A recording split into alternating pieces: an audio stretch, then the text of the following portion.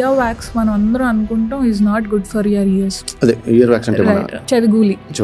మన కళ్ళలాగా లేదా మన పెదాల్లాగా మన చెవులకి there is no closure point. It is always open 24/7.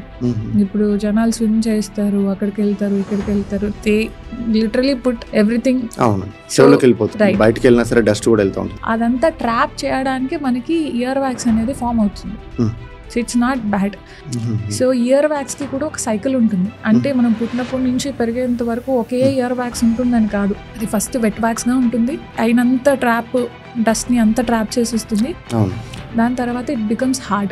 దాని తర్వాత ఇట్ బికమ్స్ డీజనరేటివ్ ఫామ్. ఇప్పుడు మనకి వైట్ పొడి పొడిగా చెవి నుంచి బయటకు వస్తూ ఉంటుంది. That is wax. That is the last form of wax. So మనం క్లీన్ చేయాల్సిన అవసరమే లేదు. మన చెవులు న్యాచురల్ గా క్లీన్ అవుతాయి. మనం ఇంకా బడ్ పెట్టి క్లీన్ చేస్తున్నాం అని అనుకుని ఇయర్ వ్యాక్స్ ని ఇంకా లోపలికి పంపించి మన చెవి డ్రమ్, ఇయర్ డ్రమ్, చెవి రంధ్రం అని అంటారు, దాన్ని డ్యామేజ్ చేస్తాం.